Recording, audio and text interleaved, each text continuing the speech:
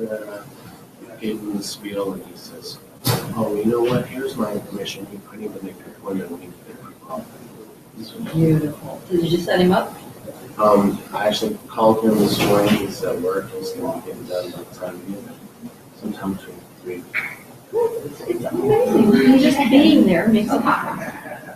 That's what I told Lori. I says, really these open houses, it's not really about selling the home. Yes, you want to sell this home. It's just about finding some buyers or sellers. Well, your first obligation is to ask everybody to buy the home.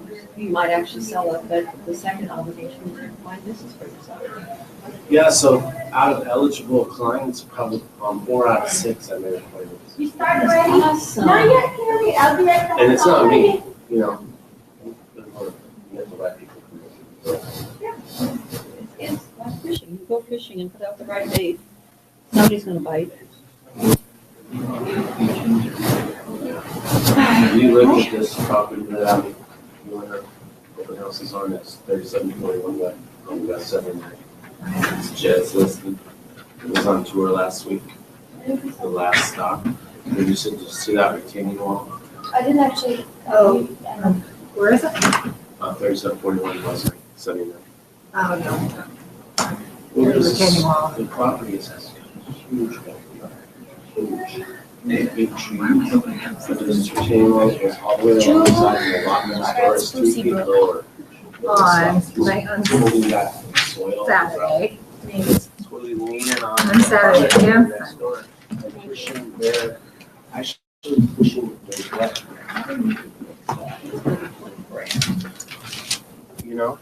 And there's 21 inches on the width from the inspection.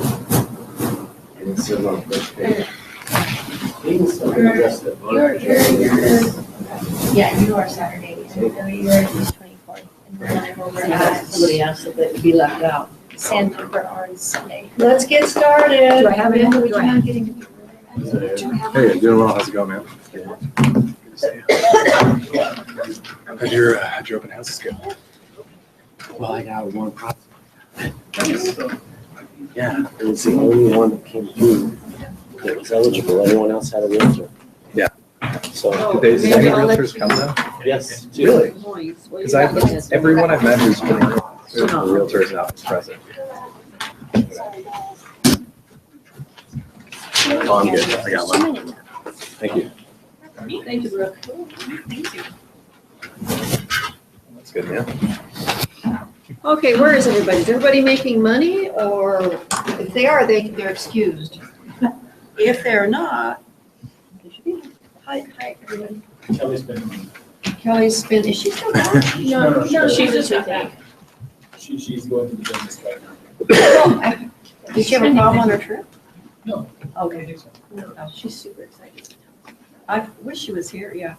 For all of you who have not met Robin before, this is Robin Hayes. She's another fully licensed member of our team, but she's intelligent and has a real full-time job with the school district. And so she's only able to be with us on spring break. But she does open houses and she runs buyers, and looks for business, comes to our team meeting. Right. That makes sense to everybody? Cool. Okay, so let's look at teams. You know, Jocelyn is unfortunately no longer with Jack White. What happened with Jocelyn? She went to Keller Williams on the Barb Huntley team. She also wanted a paid job, Wanted a what? a paying job, Guaranteed income. guaranteed income. So that's not the reason that our topic is real estate is a hard business, but it kind of dovetails into it a little bit. Sure does. There's a dovetail there. But let's do points first. They're going to ask a burning question. So Jocelyn's no longer team leader, so let's just make Kelly team leader. Would you make that change? Yes. Since she's not here? So do we take off all of Johnson's points? No, I think her points still count. The team deserves her points. All right. And so the winning team so far is Lisa's team with 1,215 points. High point getter is Paul Lambert, 247 business card points. Yes, ma'am? Well, he said that, but he'll show up. I Can't know. even see. Paul embarrassed himself recently, and he's done the walk of shame. He's not showing up for a while. We didn't ask, it's not us that said that, he said that. He said, I don't mind him. It's okay, this is not high school. All right, team 2 is our second place team with Carla as our team leader. I saw her today, she's not able to be here. High point getter is going to be, wow, it's going to be John Wilson. Of course, with 379 prospect calls. Isn't he remarkable?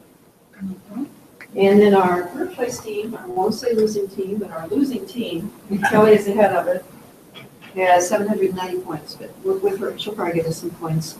And the high point getter, unfortunately, was Jocelyn, but we will keep her points. So around the room, starting with Amanda, the question is, yes or no, is real estate a hard business? Absolutely. Yes or no? Yes. Yes. Yes. Yes. Yes. Yeah. Yes. Yes. It is a hard business. Did anyone think otherwise? I thought, when I first got into this business, I thought it was going to be easy. Because I thought I was smarter than everybody else, 40 plus years ago. Had the world by the tail, was somewhat influential, and not status-wise. I just knew that I was a good communicator, and I could communicate well. And people had told me before, you should be in real estate, you should be in sales.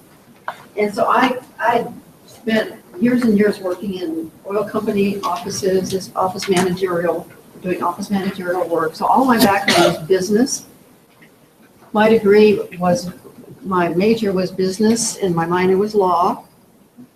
And like I said, I just thought I was really smart. And one day I got into the real estate business and I realized how stupid I was. How stupid I was to think I was so smart, for starters, because it doesn't matter how smart you are. In this business, it has everything to do with many, many other things that have nothing to do with smart. Other than Amanda. Amanda's still the smartest person in this room, by the way, in case you ever wondered. And that's helping us. So the movie, how many people have seen the movie Get Hard? Raise your hand real high. I have not. Why am I not surprised? Of all the real estate movies, I'm so surprised. And if you have seen it, you are forgiven. What's the name of it? Get hard. Get Hard. Will Ferrell. Will Ferrell. It is the funniest. Kathy loves that movie. I love it. Okay. Every time I think about the I movie, I am get so goosebumps surprised. and I start laughing all over again. But the topic is so appropriate in my view for real. Some of the topics are very inappropriate for even adults. But with that said, the premise of the film is Will Ferrell, who is a white-collar stockbroker. His father-in-law to be, sets him up as the fall guy for a fraud game, some kind of a Ponzi scheme. And so Will Ferrell realizes he's going to have to go to prison, but he's a wimp. Oh, I saw the previews. Yeah, so he hires, kind of coincidentally, Kevin Hart, who we love. Funny man, he's about this tall, real huge. He hires Kevin Hart. He thinks Kevin convinces him that Kevin spent time in prison before, which he had not. But Kevin convinces him if Will will pay him when he needs money for his auto washing business. Kevin convinces Will, if they'll pay him, that Kevin will indoctrinate him on how to get hard, so in prison he can take care of himself and defend himself from all the other bad guys. That's the premise, and it is hilarious. So Sounds like one big montage. it is, exactly. And so I thought about that, and I thought that really applies to real estate as well, because it's hard to be in this business. We don't think it is. Then my other fun story is one of my previous licensed assistants, also named Kevin, by the way, who's still a very good friend of mine. Actually, almost like one of my kids. My kids are actually jealous of Kevin because they thought I liked Kevin better than them, and they were right because he worked for me. And he did a really good job. But with Kevin, I hired Kevin from a construction crew. He was actually my daughter's first real boyfriend. The first boyfriend without pink hair and nose rings, so I thought he was a pretty stand-up guy. It's a high bar. Suitable boyfriend. So I hired Kevin. He had great street skills, and he was good with people. So he had been working on a construction crew and being paid under the table, and most of the time not getting paid at all. So when he came to work for me and he was getting a real paycheck, he suddenly thought real estate was cushy. He thought this was a cushy job. And Kevin was one of these people that for 1 week, he was absolutely spot on, and irreplaceable, and then the next week he would get lazy. And so every other week I say, Kevin, this is not a cushy job. This is a hard job. You have to do the same thing every single day to be successful. And he stayed with me for 11 and a half years. He's still in the business, and we're still very good friends. He's still lazy, but that's okay. He knows this business very well. He's smart. He ended up being smarter than a lot of realtors in the business as well. A lot of realtors at Jack White. He could negotiate like crazy. He could write offers faster than I could write them. And we're friends today. So it made me think that we should talk about what it is about real estate that's hard. And we have stories all over the place, and I'm sure you do already as well. So I'm going to start out with our first story. We just sold a house to a young man, first-time home buyer. We loved him. He was so nervous. He would look at houses. Billy did most of the showing, and every time this young man walked in a house that he loved, his eyes would, not Billy's eyes, but the buyer's eyes would tear up. He was so moved by the house, but he could not make a buying decision.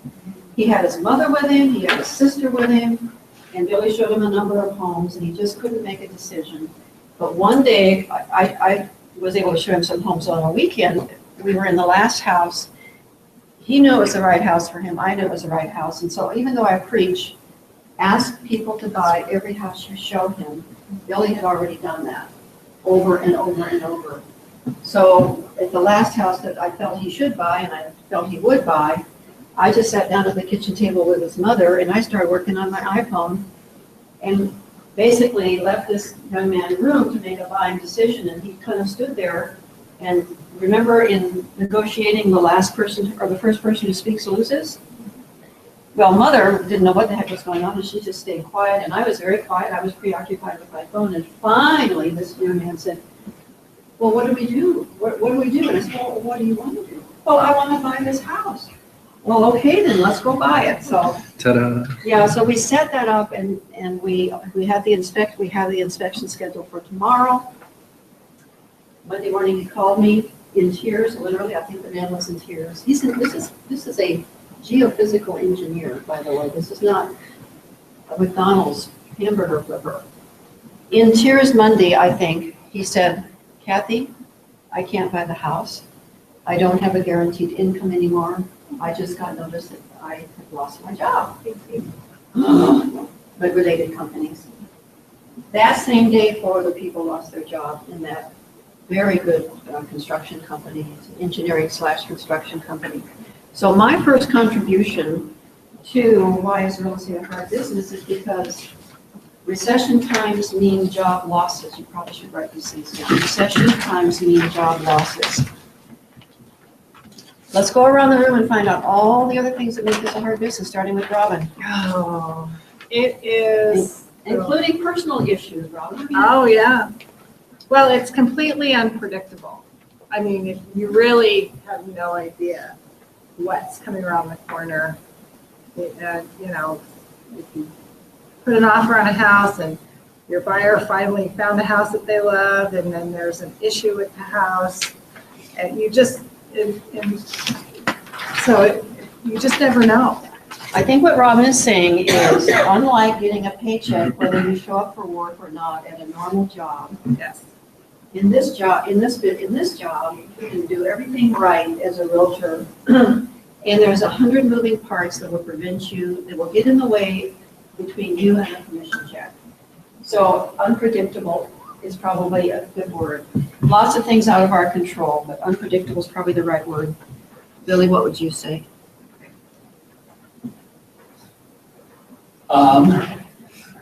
So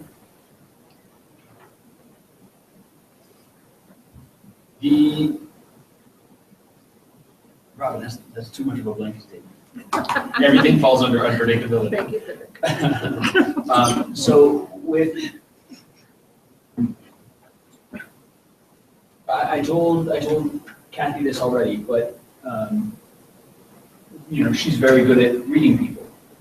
And I feel that I'm very good at reading people also, but what I said to her was, I can read them, I just don't necessarily know what to do with that information. And that's something that only experience will bring. So you get to interact with lots of different people. But unfortunately, you have to interact with lots of different people. It's not like we will see one type of client over and over again and get really good at that type.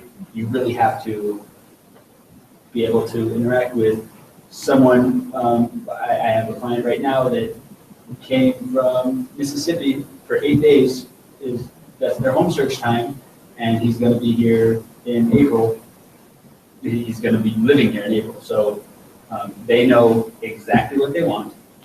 The first house that we saw, they wanted to put an offer on. We looked the next day too, just in case, but we put an offer on and we're waiting to hear back. And then Mr. Clark, who saw 76,000 homes, each one changed his opinion of the last one. So you really have to be, you have to learn how to read people and try to head them off at the pass. I don't know. I think, no, that's excellent. I think the hard part, and you basically said it very well, when we have an 8 to 5 job and we're getting a paycheck as a receptionist at a bank, your interaction with those people is very minimal, and you can be the same person every day in that role. I remember in my role as an office manager, I was always the same person. When you get into real estate, you suddenly have to become many, many different people in order to be able to be a chameleon and deal with other people. So I think to sum up what you're trying to say, Billy, is what makes it hard is becoming a chameleon. Being able to interface with hundreds of different personalities. So I'm going to say becoming a chameleon. Did I say it right, Billy? Yes, absolutely. If you're selling clothes, oh, perfect, yeah. If you're selling clothes at Men's Warehouse, you're going to get one type of guy, or a very acute cross-section of society. Here, we get everybody that wants to look at a house. Everyone needs a house, right? Not everyone needs, a two-piece like men's suit, right? Yeah. That's an interesting concept. Yeah, very good. Okay, in your view, what makes real estate hard? What makes it hard for me is the legality of the paperwork. Like, I feel the house will sell itself, show your clients enough houses, get to know them, like you say, try to read them, and step back. They're the ones that are going to decide on that house. Now, my fear is, I want to make sure I got all right paperwork done, and I signed and dotted my I's, and I didn't miss one, or I put the right date for it. Maybe it was the date when the contract was written, or the date. It's the legality of the paperwork that I have to bear up. Making sure you're not the reason why they lose the house. Exactly. Isn't that a huge responsibility? Huge. How to negotiate. Your buyer said, well, what should I offer? Oh my God. I don't know, offer 10,000 more and you might be successful. You never know. We were negotiating with Billy's, not with him, they were our buyer clients, but we were writing an offer yesterday, and the home had been on the market 4 days, or 2 days maybe, 4 different showings. It was 2 days, thank you. Home had been on the market 2 days, 4 different showings. These people, after they fell in love with the first house Billy showed them, they looked at other houses. They still like this house, but they're educated people, and should we offer full price? Well, yeah, if you want it.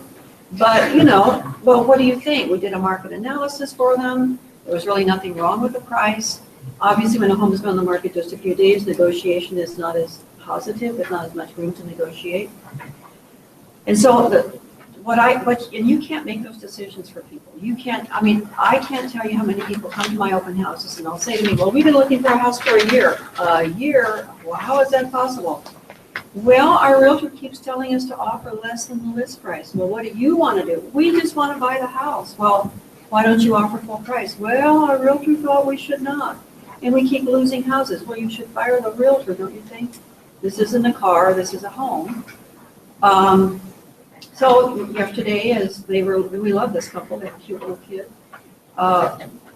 They looked at us and they said, well, what should we offer? And I really felt and I didn't get to see the house, we went through some photographs. I felt there were reasons that maybe it wouldn't sell as quickly as we might have thought initially. So I said to them, I think there's $5,000 worth of play here, even though it's been on the market just a couple of days, but I'm not buying the house. And if I lose the house, I haven't lost a home that I really care about. It's up to you. If you can live with losing this house, then we'll offer $5,000 less. So I put it back on them, and all of a sudden, she said, I can't live with losing the house. So they made not a cash offer, but a new loan offer, but basically a perfect offer. What the seller was asking for, and Billy doesn't even know this yet, is going to be accepted. That's what we're going to talk to them about later. Okay.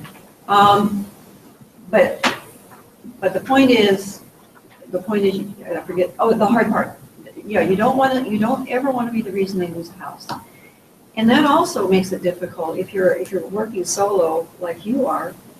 When somebody wants to buy a house tonight and it's your husband's birthday and you're supposed to be there to do a birthday party, what do you do? What do you do? Again, our mantra is we do not want to be the reason you lose a house. That's why I've got a team, somebody that can step up to the plate and meet with those people to get that offer written. Because one day delay in a buyer in a seller's market could mean they would lose the house because you chose to do a birthday party for your husband. I mean, what's wrong with a birthday party? Nothing. But when you're in this business, suddenly you're not necessarily, somebody else kind of owns you if you have morals and ethics at all. So, tough question. But the paperwork, would it help if we ever did it? We've done classes before on how to fill out purchase and sale agreements. Would that interest you? Oh, sure. Anybody else? Any repeats on those classes is going to be nothing but good. Yeah, we'll remember. Seriously. That's easy. That'll be an easy class. Yeah. Okay, cool. Okay, so I'm sorry, back to you. So proper completion of paperwork, right?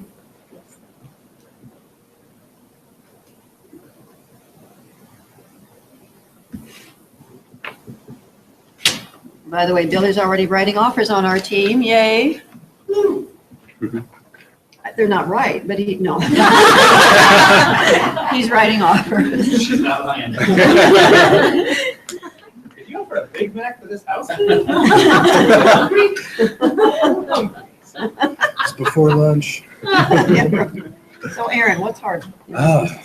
Well, I think, the unpredictability really touches on, going back to the different hats we have to wear at different times with different people, really causes you, especially in the nature of a self-employed business, to have to really be honest with yourself and reflect on what your skill set is. And most of all, because of the nature of having to wear all these different hats and be a chameleon, you need to know where your skill set lies, where you need to improve. And maybe that means being, really honest with yourself and kind of repositioning your business. Like maybe you're excellent with buyers, but you have a real fear of negotiating on the listing side or something like that.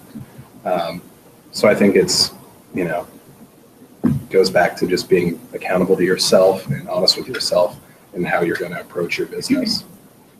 I think that's, one of the biggest obstacles is, the self-analysis portion. Yeah, and the mental strength to overcome, the results of that analysis. So. What you said touched on what I said earlier, and Aaron, that's very introspective. That's very useful information. Back to me thinking I was so smart when I first decided to become a realtor.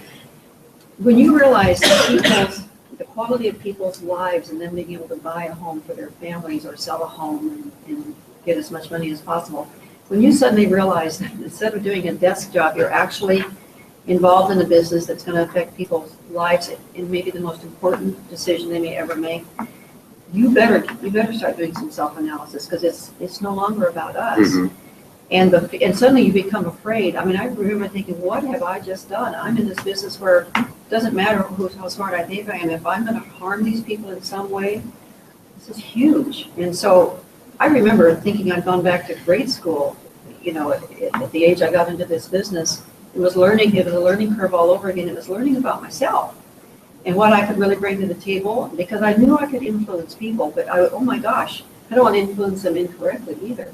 I don't want to talk them into something that's not going to be good for them. And so I remember many years ago having an issue with a transaction when I was very first in the business, and the broker at the time, and we got no training back then. Your training was when you failed. That was your first lesson, and took people down with you. I remember the broker said, if you don't know what to do, dig deep inside your gut and your heart and do the right thing. What is really the right thing to do for other people? And many times the right thing didn't even seem to be the obvious thing. It was really what's the right thing. Dig deep. Don't hurt them in any way. Be totally honest. That's why I'm a great believer in worst case scenario. I'm forever telling my clients worst case scenario. I'm forever telling my team, don't be a hero. Being a hero in this business is very, very dangerous. Never overpromise. Never. You can't control the moving parts of the transaction. All you can promise is I will be here tonight at 8 o'clock to write the offer. We'll negotiate as we know how to do for you. And you just can't overpromise. You can't promise what other people are going to do things. So I would say self-analysis, learn your strengths and weaknesses. That's great, Erin. I like that.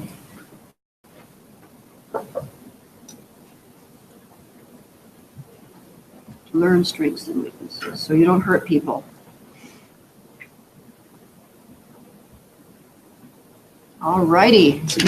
It's a great career for personal development, because you have the opportunity. I mean, you learn what you don't know and then what you can improve on every day. That's pretty amazing. And that's, I think, why I've never been bored. I was always bored with my 8 to 5 jobs after about a year. Right. Like Amanda gets bored, Exactly. so we have to keep her busy. But in any event, I got bored easily, but I've never been bored in real estate. I might get tired, but I never get bored. Okay, sir. Strength, what do you think the answer to this is? Well, we kind of covered a lot of stuff already. It's okay. I've got 20 more I could think of. So It's very time demanding. Oh, that's it. That was one of mine. And Consumes your time. the technology is, for me, the technology is kind of a tough one. I'm not real good on the computers. So, and there's so much technology available, for marketing and anything else, so. So you gave us 2, technology. Let's add his other one, and time consumption. This is not an 8 to 5 job. It's just not. If you're not on your phone at 8 in the morning, if you're getting a phone call at 8 in the morning, you need to try to answer that call. It may be a lead. It may be a loan originator needing something else so your transaction moves along smoothly. So time involvement makes it hard. And it's real hard for part-time people. I know it's hard for Robin. She'd love to be here full-time. But she gets benefits. The only benefit that she gets here is working with us, and that doesn't pay the medical bills. All right. What makes the business hard for you? Building relationships with clients, because sometimes I find that you make the wife the best friend, but also you have to get the husband side also at the same time. That way he doesn't feel like he's left out of the transaction. But I seem to find or get along with the husband, but then the wife's giving me a dirty look. And I did have that also. The husband was like overly excited, and I said, "Well, sir, who's involved in the buying process? Is it just gonna be you, or both of you and your wife?" And then he answered, "Oh, she doesn't care." I get to choose. So I looked at her and I said, "Well, I just want to make sure that she will be happy with your choices." Good for you. Yeah. Talk about But she, neutralizing. Yeah. Good for you. like, she gave a dirty look after that To you or to him? to me. Well, I don't know. So I think that in that situation, I always just assume that whoever's there, that everyone's involved. And I just make sure that I give both the man and the woman until they tell me that the wife's out. I want to make sure that she feels like she's in it. And if the man is really all that matters, I want the wife to feel like she's actually getting a little more input than the I do husband that too. I agree with to that. keep everybody on the same. It's a balancing act, isn't it? To make her feel good when she's normally Almost put like- down. Coddling one or the other, just to keep that table. Or involve her in the conversation. That's just me. I wouldn't personally ask that question. Well, I think, I understood you were asking the question because you were trying to give her some credit for having some input. Yes, because what happened was he was the one that was just giving it all out. And then she was just standing there. So I wanted her to I engage agree. in the conversation at the same time. So, but I think she was just angry at him and took it out on probably that you. one too, because he wouldn't like even give a pause to have her answer. in the So how, conversation. did you get it resolved, do you think, or? No, I just put a stop on myself, like it's not worth it for me to get involved with that. But I told them that when you're ready, just give me a call. So he had shown a house to them, is it? It was, I met them at the first time home buyers class at AHFC. Okay. I did that class and, yeah. And also I've did a few open houses wherein these couples, two couples that I always see at open houses that told me they already have a realtor, but I always see them in my open houses or condominiums.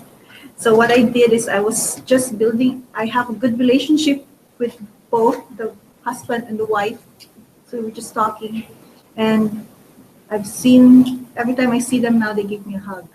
So I would say you built that relationship Yeah. very well. Probably. That's amazing. So I'm like crossing fingers. I was telling you, maybe they'll change their mind, choose me as their realtor when they. But they are actually ready to have make- another realtor? They say they have another realtor? Yes, but then I was like, in my head, I was like, if you have a realtor, why are you always in my open house? Well, you know, one thing, if a guest at an open house says they have a realtor, it is not beneath me to say, oh, you do, where is your realtor today?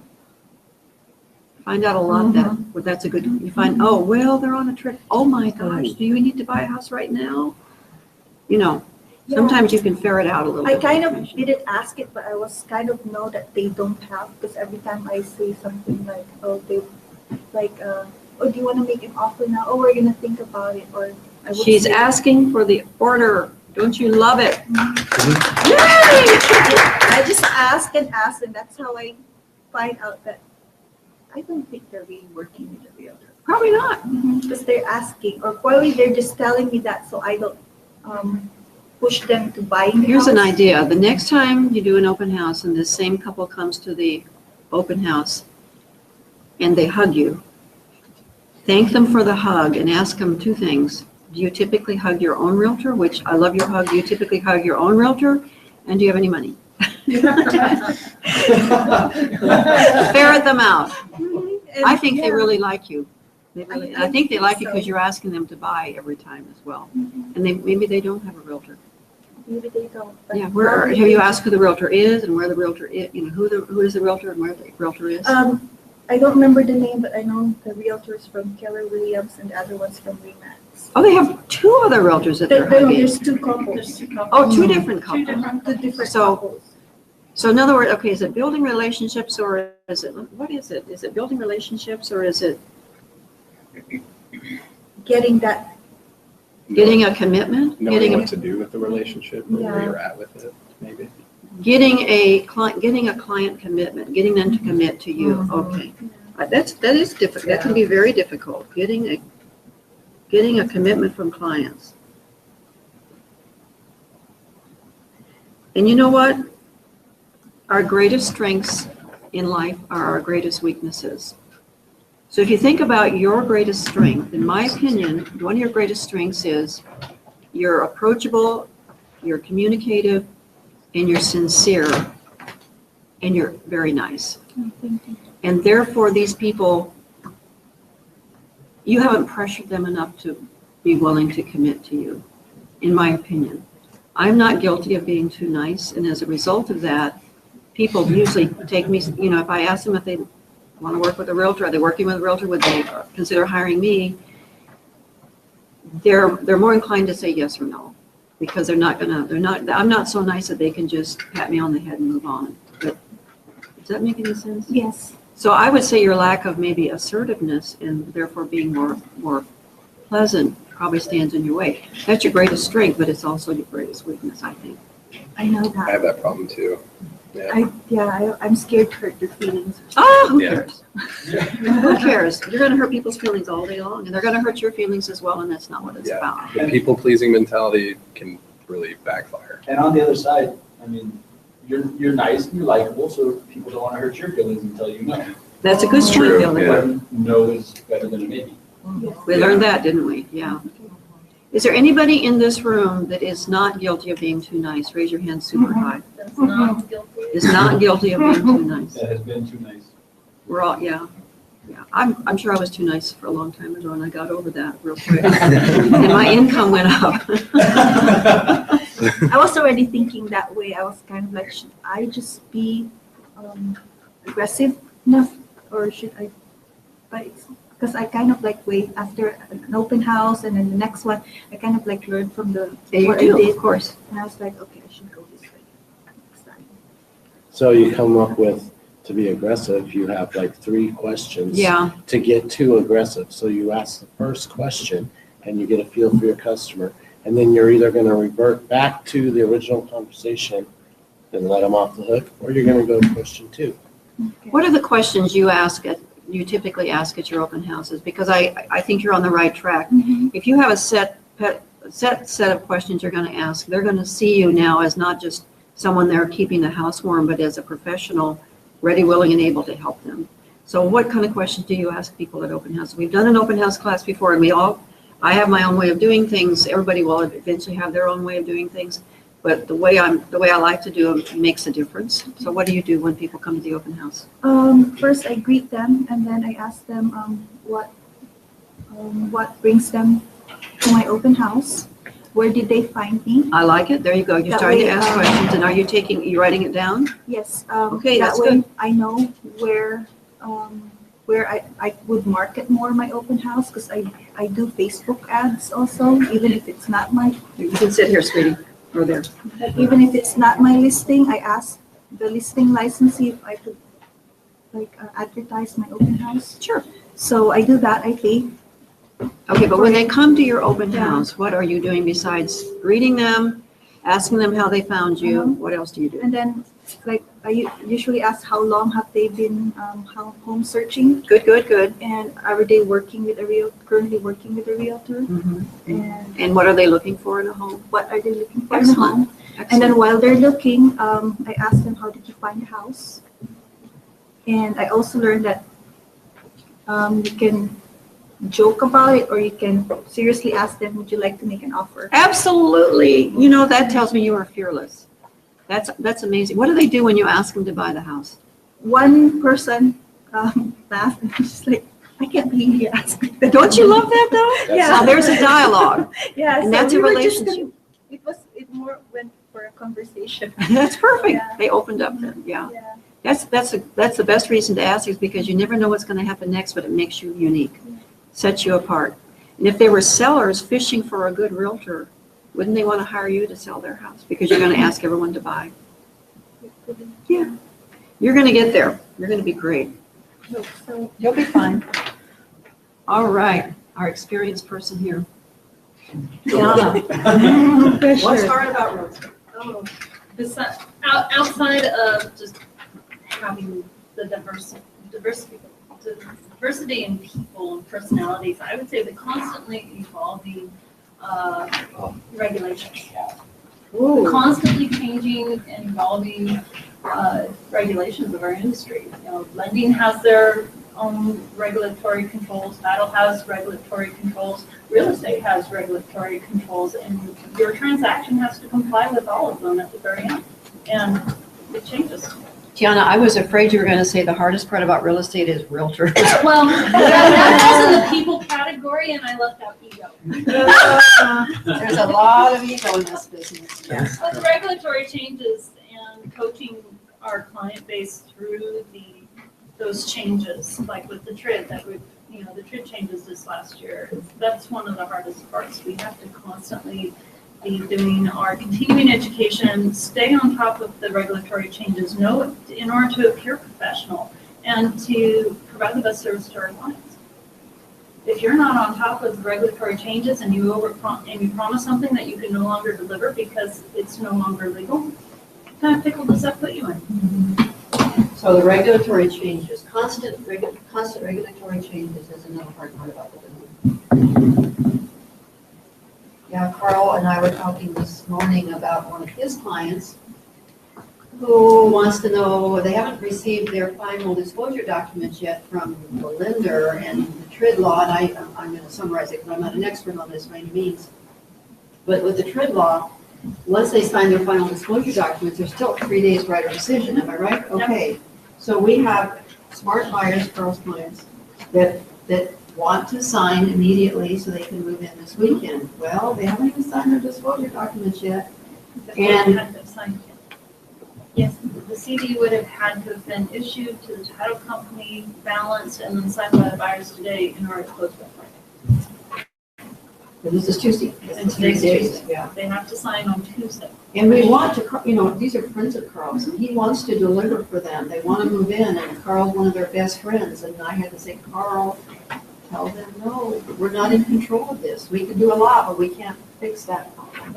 How did that go? Did you tell him yet, or were you afraid to make the call? No, we're good. It was funny because the guy, Steve, called and asked me about this, and about 30 minutes later, independently, Carrie called and was talking about the same thing. I told Carrie, Steve's already talked to me about this, right? Yes, Steve also called me. See, they want us to fix things. Right. How did you handle? Did they call Carl? Well, Carl had just stepped away, so I said, let me look into this. And Carl was there. I heard him talking to Steve on the phone. I said, thank you. Pass the buck. Steve had called me, but I was in a meeting with Mary, so I let it go to voicemail. And by the time I got back up to call Steve back, Steve had already called Billy. Whoa! He was on it. But no, they're antsy, but they're understanding. So it'll be okay. Almost, we're putting our closings now at 60 days on our purchase offers rather than 45. Sure, we haven't done 30 for a while. So we were doing 45 days, now we're doing 60. And even at 60 days, a lot of our transactions are having to be extended. Nightmare. So in real estate, in your opinion, what's hard about real estate? You're hard about real estate? They're not knowing. Not knowing? Yes. As a new licensee, that's the thing is, a lot of us don't know what the right steps are. You learn the mistake as you find out. The hard way. The hard way. Do you think this is a sales business? Or is this a Definitely. paperwork business? Or what do you think this is? I definitely think It's a sales business. You start out by selling and then dot all the i's and cross the t's later. Yeah. Many years ago in an office in Houston, Texas, those who've been around me for a while, heard this story before. There was a young lady realtor in the office. She came in every single day, and she read every paper there was to read about real estate, every regulation. She knew every house that was on the market. She spent her entire day learning, and she sold not one piece of property. Yeah. Not one piece of property. But if I had a question, she had the answer. But and if you said, but you're not, I used to manage that office as well. And that I managed, I think, after she was gone, but she wouldn't sell anything. And, more than once, how come you haven't sold anything? Well, I need to learn more. I don't want to make any mistakes. Well, there's a point where you have to recognize, jump in, feet first, be honest, dig deep with your own integrity, trust your own judgment, and become a salesperson. The rest of it can be fixed. Yeah. So the hard part for you is, what would you say? Knowing where to start? Yeah. Where to start? That's good. Carl. Hi. Hard part for girls, working with me. Kathy, the answer. What's the hard part, Carl? I'm kind of going with Aaron on this one, where I'm looking at myself. So I came into this job, I've been easing into this job, but I came in with a definite kind of bias against sales and against like the stigma of a sleazy salesman, like someone who will lie to you, who will twist your arm, who will do whatever they've got to do to close the sale. And I don't like that so much. I don't want to become that. I do want to help people find houses. I do want to like do this job and do it well and really serve them.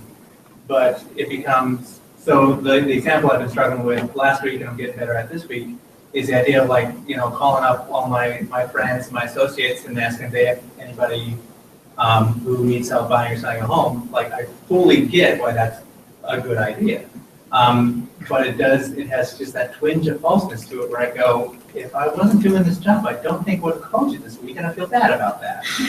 That being said, I really do want to help like whoever you know. To, like I'm good at this. I can do this for you. And so kind of letting that bias go and just doing the job is so far been the thing I struggle with in my brain. And the response to that, Carl, and that's, I'm glad you shared that, because in order to do this job also, by the way, you have to get out of your comfort zone. Whatever you're normally in your everyday life comfortable with, that's probably not going to work in real estate because you have to do things every day. Like Carl is saying, Kathy's forcing him to call all of his friends and ask who they know that might want to sell or buy a home. But the harder part, Carl, is when one of your friends goes to another realtor instead of you. Mm-hmm. Then suddenly you're going to say, oh my gosh, I did my friend this terrible disservice and let my friend work with brand X real estate person. If I had just explained to them, I can help them. I have integrity. I'm honest. I care about what happens in their life. If those people, because you hadn't called, work with brand X, now you should be ashamed of yourself. Ouch. So, I know Billy heard that too. But Billy's making good calls. Actually, Billy's calling people he doesn't even know, which is helpful. I find that easier. Say that, Aaron. I find that easier. I think a lot of people do. There's just no expectation on what you're going to deliver or who you are yet, you know, and it's a little different with people that you know. And yeah, like what Carl's saying, you wonder if they're having the same thought on the other end of the phone, like, oh, I haven't heard from Aaron in a little while. Now he's calling me and he's talking about real estate. That's great. But is that really serving me? Of course, it's win-win. It's just, it's getting everybody on the same page that it's win-win. The reason why I like calling people that I already know, people that maybe I haven't talked to in 2 years or a year, but I already have a basis of what color I need to be as a chameleon. And, yeah, that's a good point. And I can relate. Hey, what's going on? Are you still doing jiu-jitsu? I'd like to roll with you. What's new with me? Oh, well, I'm selling houses now. When are you looking to buy? Well, I already bought a house. So that's not what I asked you. Yeah, you have that rapport. You can say things like that. Exactly. Yeah. I'm not going to say that to a stranger. True. Yeah, there's less script involved. A little more. Yeah. Another thing too, if you don't want to ask that individual, even if you're door knocking and you don't know the person that comes to the door and you don't want to say, do you want to sell your house or do you want to buy a home because this is a dog? You don't want to do that, but there's nothing wrong with knocking on the door and saying, I'm Kathy Fernandez and I'm from Jack White Real Estate. I've been in your neighborhood today and we're just canvassing the neighborhood. Who do you know, neighbors, family, relatives, work associates that may want to sell or buy real estate? So you don't even have to ask them personally. You can just sidestep it ever so slightly and say, who do you know who might be in the market? It's an easier line, I think. So Carl, I think for you, the hard part is not appearing to be a car salesman, right? You want to make sure. Yeah, I want the right message to get across. I've got one shot at that. Good point. That impression.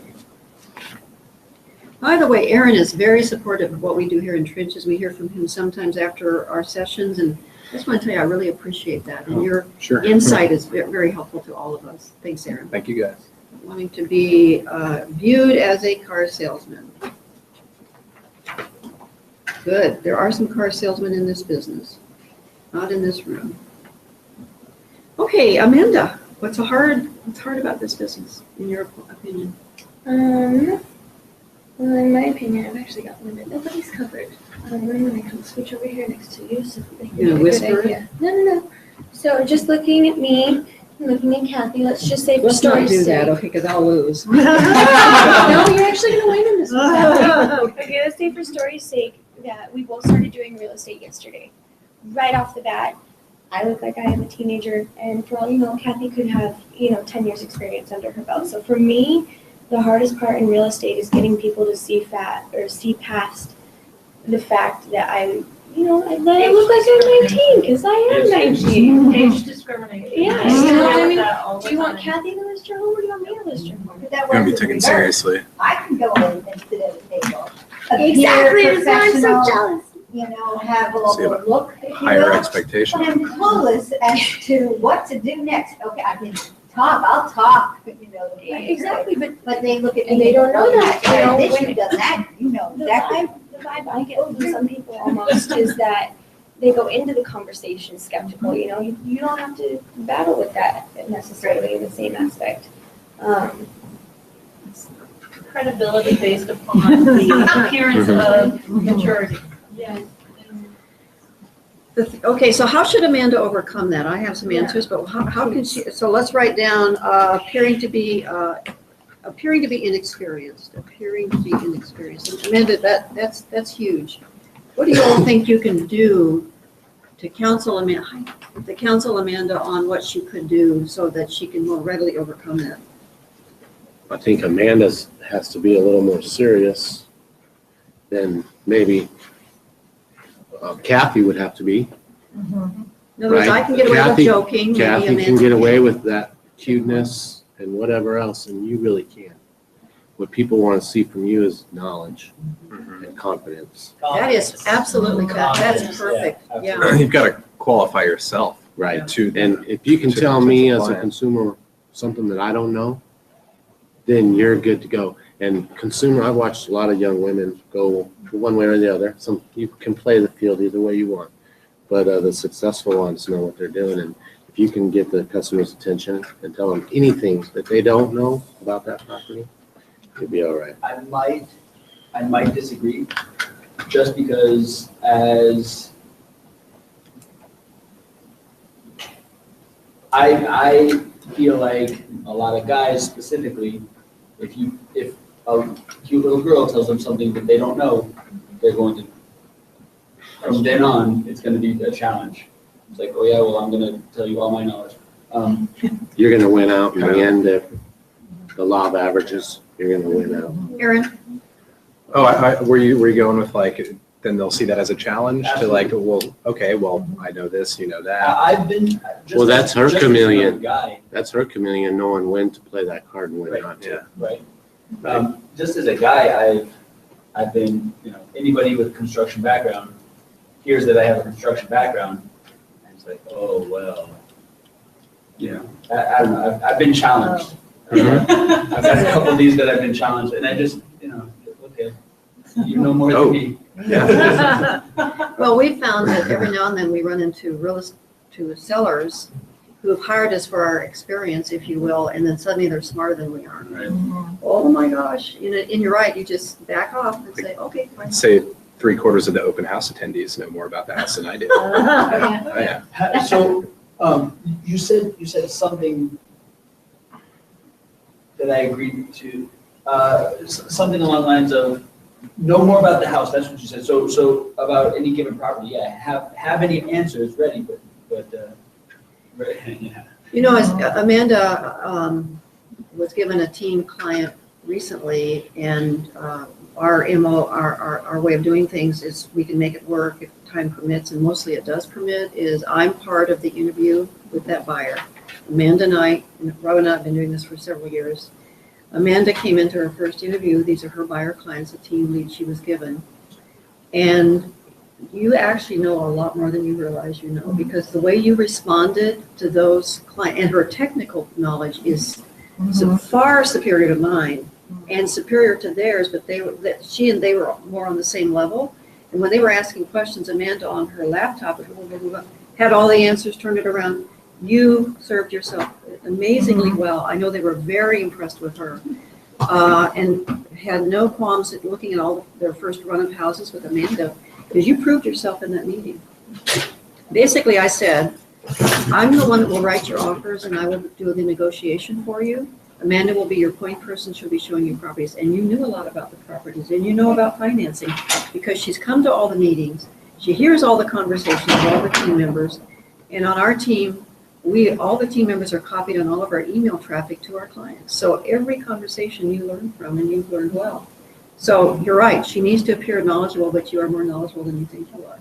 And you impress those people, I know you Can I do. say, when we were training Amanda, and I would take her along, showing property or to inspections or what, she knew the right things to go to in the house, like examining the quality of the cabinets. And she knew, and that's part of her background, having a mom who's a kitchen designer. And, but the other thing I thought was really, and I know this from other women who sell, that they try to tune in to the wife first and be besties with the wife. Because especially as an attractive young woman, Yeah. she's got to win them over first. Yeah. That's what I was gonna add, Kim, when you were talking. Because I feel like I can relate to you in that aspect, you can't be too friendly with the guy, or suddenly you've got a wife with horns out of her head and fire coming out of You her won't mouth. see them again. Exactly, and I mean, that's something that I learned clear back working at Men's Warehouse. If a couple walks in, I barely even bat an eyelash at the guy until I have nailed down some sort of a personal connection with the wife. Whether it be shopping or whatever it is, until I've nailed down a connection with her, because then she feels that we're friends and I'm not a threat. Yeah, you have to be remove the threat of your presence, because I noticed this, being at Nordstrom's with my husband, when a cute little PYT comes up and is real bubbly and overly friendly, and it's good for his ego and all that, but we're not buying anything. Not for you. Yes, because nothing comes out faster than my claws in that kind of situation. Any other situation, I'm just like, go away. But my claws come out for some reason right then. I've been in your situation, what you've just referred to, when I worked in the gallery, and I worked with another woman who's a little older, mature, and I maintained a very youthful appearance for years, where I could be 16, I could be 25 until I was in my 30s. And I would have customers reach across the counter and go, "You're so cute, now get me your manager." Oh, I was the manager.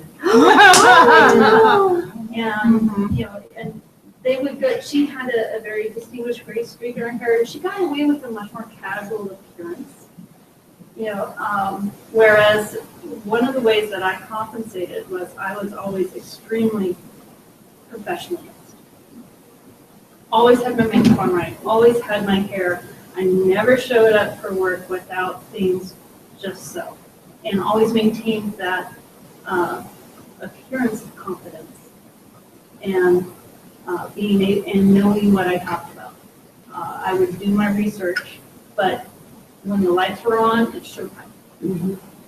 And you just have to, being young and appearing like you're only 19, you have to step up your level of confidence and the appearance of your professionalism, especially in our industry where it's really easy to slip into a very casual, it's all sunglasses and tans. That's what people think.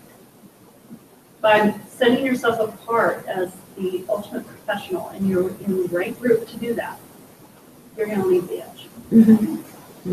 No question. Then you have a great spiel on your Jack White team, right? Because it's not just you. You have it, right? I know you do already. You got it. That's going to really help you a lot. Focus on that. Yeah, I use that a lot. I use my team as experience, since I don't have it right off the bat. Back to what you said, where they come in and pitch your cheeks and then ask for a manager. I actually had that happen once. And so my manager at the time at Men's Warehouse, he was basically just the face on it. I was telling him, this is what I want to show him, blah, blah. And I will never forget this man, partially because he still comes back to shops with me at least once a month. But he, when I greeted him, said, "Oh, is there a manager?" Or, I don't know, someone just a little older that I could work with. This is a really important business conference. So I went and I got my store manager, and he sold to him, and at the end I said, "Jack, are you happy?" I said, "Yeah." I was like, "Okay, good. I just want you to know that that was my manager and I that were selling to you. We look forward to working with you in the future. And he will only work with me now.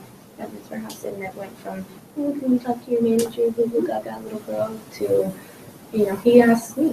So just You earned your credibility with them. and I find it's just harder to do in this business because we're no longer talking about, No, your Yeah. suit. We're talking about your home that you're going to live in. instead of a couple $100s, We're we're talking talking about a about couple $100,000. $1,000. Yes. Yes. And for those of you that don't have a team, you've got Jack White. Well, Jack White's been in business 60 years. I've been in business for, 3 days, but Jack White's been in business for 60 years. I have the entire Jack White knowledge behind me. That's what I was talking about when I said team. wrote my first offer, to go all over the building to try to get somebody to look at this paper, do I have everything right? And I had to write a follow-up, I got a preliminary title company, look at this. What is this? And now, just today, you know how you get the resale certificate? You go pick it up and it's 2 zip rods and it's sealed. I go, this is the resale certificate? They said, that's it, okay. I'm not gonna be able to look at it, but Otherwise it'd be that thick. apparently, yeah, so I'm learning, but I go up, you might see me on the 3rd floor, the 2nd floor, I'm looking for somebody. Just read this. So you're right, Jack White, there are people there. Okay, let's flesh this out really fast. I'm gonna give you all the other hard things about real estate that we haven't already talked about. Let me think. No, she did add easy to get lazy. I threw that on there. Who added that? Gianna. Oh, Tiana. It's easy to get Thanks, lazy. Tiana. Easy to get lazy. complacent. Your friends don't understand. Friends don't understand why you're not available. Mm-hmm. So that would be, yeah, this is a 9-day-a-week job. Okay, that's what makes it hard, 9-day-a-week job. If you want success, now that, it doesn't have to be that way for everybody. Not everybody is going to have the same goals by any means. If you're selling 1 home a month and you're happy with that, be happy and sell 1 home a month. If you want to sell 6 a month, then that's going to take 9 days a week, right, Billy? We're dying. We're not dying, but we're not weak at Okay, let me think. Okay, what else is hard? Okay, okay, you're ready to go to closing and there is a cloud on the title. Who knew? That's why now these title reports are supposed to come out at the beginning of the transaction rather than at the end. But let's say even the successful sale that we learned about this morning, that prelim hasn't been pulled yet. And if there is an incurable cloud on the title, that goes away. So let's call it title problems. Could be a reason you're not going to get a paycheck. Read your prelims. Read your prelim. It's not enough to get one, you need to read it. Look for problems. So title problems will get in the way. I often use, we'll have, oh my goodness, here's a seller that we work with. Well, I need you to promise that this is going to close in 2 days. Why I want you to promise? Okay, here's what I'm going to tell you. As far as I can tell, as long as the buyer doesn't get hit by a bus, this will probably close in 2 days. So let's say hit by the bus could be another problem, okay? Hit by a bus. They want you to promise, don't ever promise anything. So another problem that I see in this business is the desire to be a hero and overpromise. Write that down, that is huge. Desire to be a hero and overpromise. And nice people they don't mean to overpromise, but they overpromise because they're nice people. My dear friend Kevin, my previous assistant, he was the type of guy that wanted to take care of everybody, which made him a good realtor. He overpromised something to a language challenged couple that we could never have controlled, but the couple was adamant. They wanted an answer. As a nice person, he made a promise that could never have been in our control because it wouldn't close on the day that he promised it would close on. We lost those buyers. That's probably the last time Kevin ever overpromised. Desire to be a hero and overpromise is a problem. Makes it hard in this business. Okay, the last thing that I can think of, unless you have something better that makes this business hard, is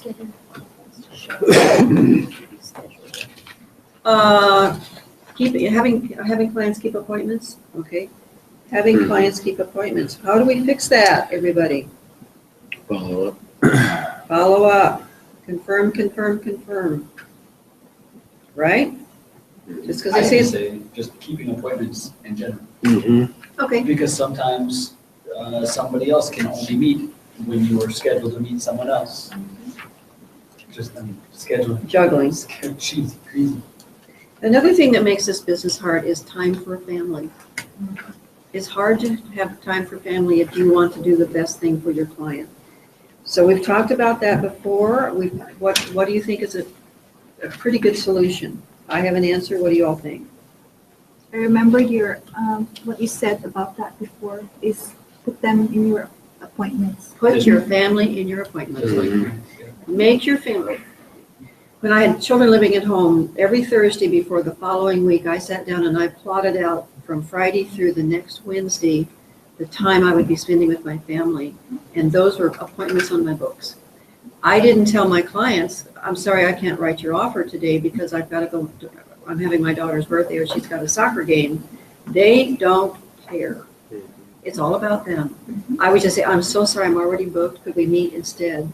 And I always had, all the other times were ready for clients. But I had my family in my appointment book. And it worked. They still like me. Time for family. One more thing and then we're done. Anything else, anybody? Maybe people's attitudes, keeping a good attitude. And I think that I always just go off the law of averages, just to give myself some peace, right? As long as I know that I'm putting out so many business cards a day or making so many calls, right? As long as I'm knocking on so many doors, as long as I know that that's what's happening. It doesn't matter if I don't get a client for a month or two. That just means that the third month it's going to be awesome because it's going to pay off. Constant baby steps towards a commission, or let's call it constant marketing. Keeping your positive attitude is not getting discouraged. You know? Oh, that's good. You know what I mean? Discouraged. A way to keep, no matter what's going on, if you believe in the law of averages, that what you're doing is going to produce. That's so true. That's so true. That's it, everybody. Thank you. Have a great week. This was a lot of fun. I had a good time. Miss Kathy, Yes, ma'am. can I add one thing? Yes, of Since course. we talked about title problems and the preliminary report, can you have a class on that? Go ahead. Yeah. Is that going to be going to be part of the class, Tatiana? We have one scheduled for April. Oh, for April, okay. That's on CDs. Closing disclosures, the escrow process, that's, escrow and title are kind of two sides of the duplex under one roof. I can do one-on-one with you about going through prelim again, or we can do one here. Does this group want Tatiana to do a second one on walking through the prelim? I think we should. Tatiana, we'll just make it 2. Okay. Okay, so we'll do that. Can we do the week after the 12th? I was Or just we'll gonna do say, escrow on the 12th, part then one, we'll part do title the following week. Okay. You're on good. By the way, just so you know, when we do notes, all of our handouts go to management. So our bosses, look at her face. Cute little I face. put everything in here. No, yours no. don't. I took Oh, notes. no. I took Kathy's notes. do. Never read mine. But I want you to know that management sees points. They see, they know what the topic is, but they get a handout every week.